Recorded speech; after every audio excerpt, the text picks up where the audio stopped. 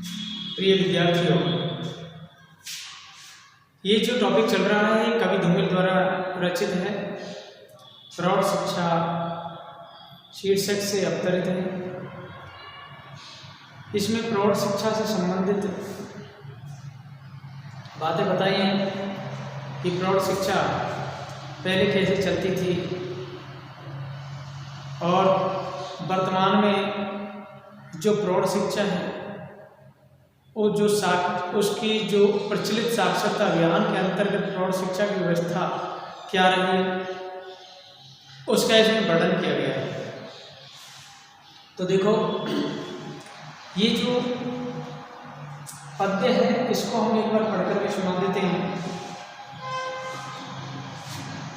लालटेन की लो जरा और तेज करो, लालटेन की लो जरा और तेज करो, उसे वहां पेड़ में गड़ी हुई कील से, उसे वहां पेड़ में गड़ी हुई कील से लटका दो। लालटेन की लो जरा और तेज करो, उसे वहां पेड़ में गड़ी हुई कील से लटका दो। हाँ अब ठीक है, हाँ अब ठीक है। आज का सबक शुरू करने से पहले, आज का सबक शुरू करने से पहले मैं एक बार फिर वह सब बतलाना चाहूंगा।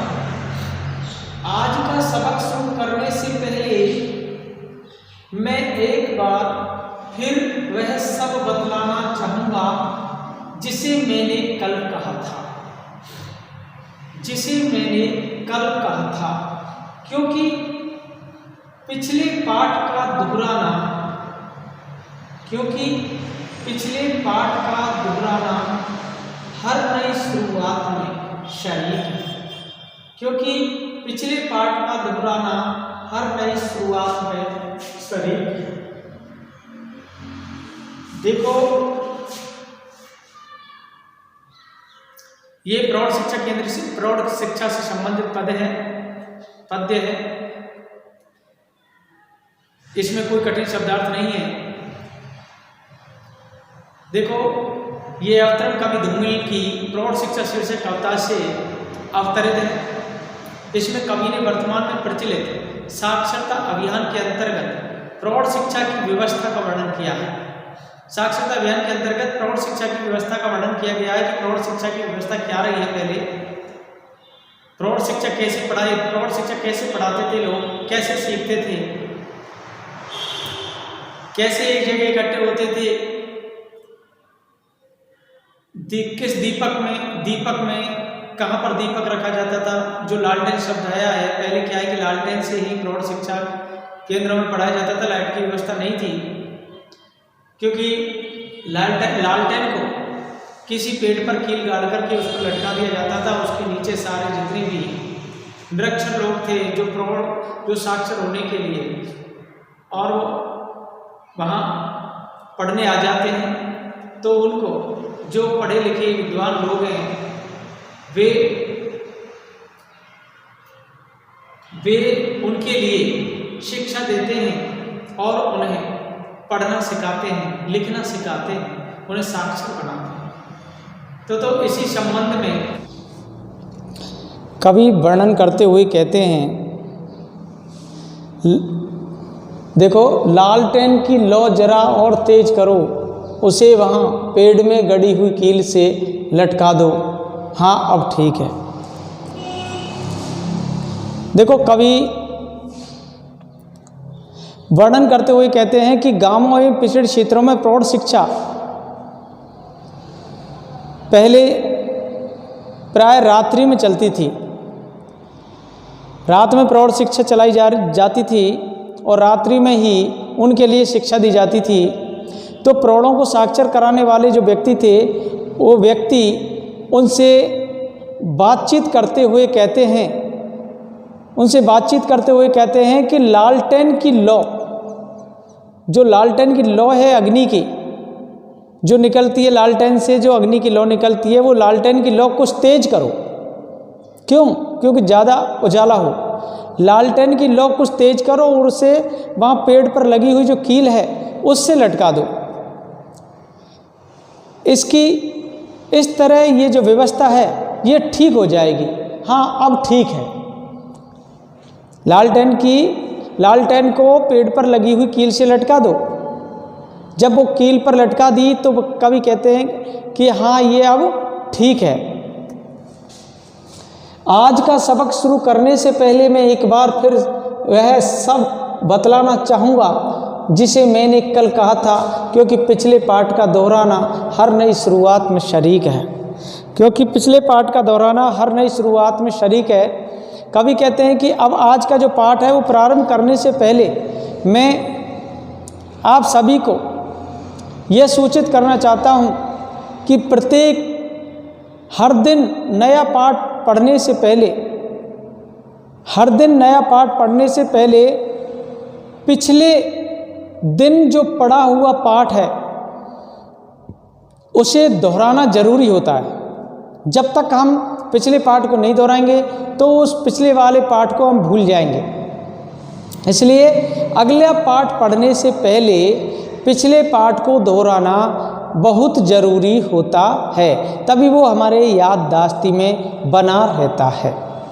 और ये बात मैंने तुम्हें कल भी बताई थी और आज भी मैं दोबारा कह रहा हूँ और पुनः यही कहता हूँ कि नया कार्य प्रारंभ करने से पहले, कोई भी नया कार्य करो, और जब कोई नया कार्य प्रारंभ करते हैं तो उसके प्रारंभ करने से पहले पिछले अनुभवों को दोहराना अच्छा माना गया है, अच्छा रहता है।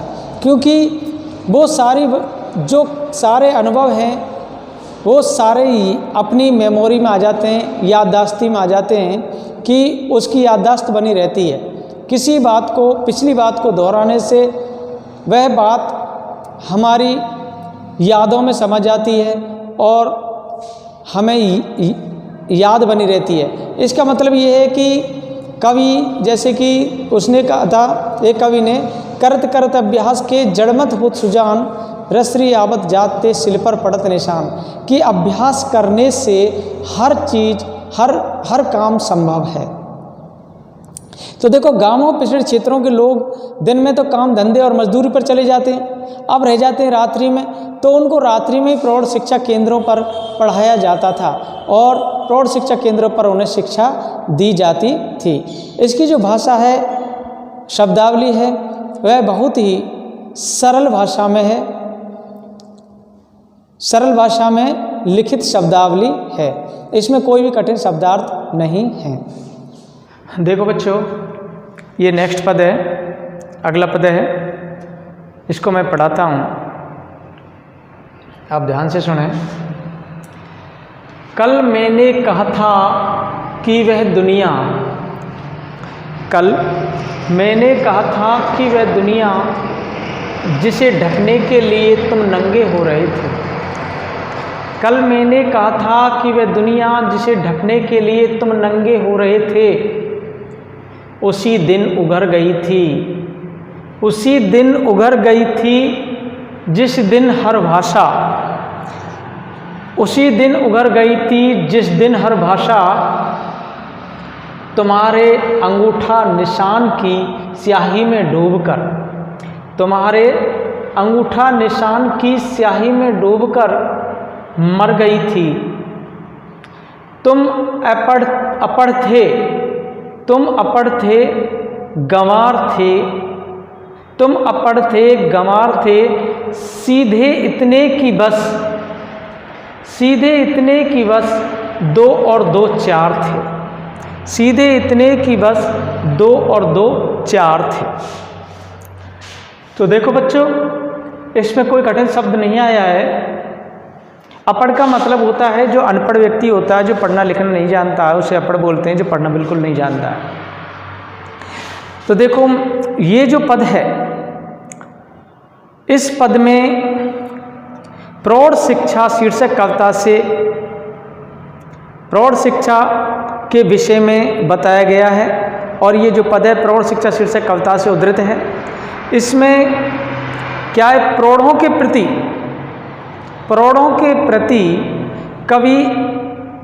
कवि कुछ कहना चाहते हैं। तो देखो, कल मैंने कहा था कि वह दुनिया जिसे ढकने के लिए तुम नंगे हो रहे थे, उसी दिन उगर गई थी जिस दिन हर भाषा। कवि जो धूमिल हैं वे प्रौढ़ों से कहते हैं कि कल ही मैंने तुम्हें ये बताया था कि तुम मेहनत मजदूरी करने वाले एक श्रमिक थे। तुम मेहनत मजदूरी करने वाले श्रमिक रहे और तुम ही इस संसार को, इस विश्व को वस्त्र देने के लिए स्वयं निर्वस्त्र रहे। तुमने इस संसार को वस्त्र देने के लिए स्वयं निर्वस्त्र रहे, लोगों के लिए वस्त्र पहनाए पर खुद निर्वस्त्र रहे, नंगे शरीर रहे। उसी दिन से तुम चुपचाप शांतिपूर्वक अपना कार्य कर रहे हो। उसी दिन से तुम अपना कार्य कर रहे हो। जो मजदूर होते हैं वो अपने लिए इतना कुछ नहीं करते जितना दूसरे लोगों के लिए करते हैं। वो परोपकारी होते हैं। जैसे किसान हैं जो अन्न उगाते हैं, सारी दुनिया का भरण पोषण करते हैं, और मजदूर हैं, कपड़े का निर्माण करते हैं, मेहनत से कपड़ा बनाते हैं और दूसरों को इन कपड़ों को पहनाते हैं और स्वयं निर्वस्त्र रहते हैं। ऐसे ही जो तुम मजदूर हैं, उसी दिन से तुम शांतिपूर्वक चुपचाप अपने कार्य कर रहे हो।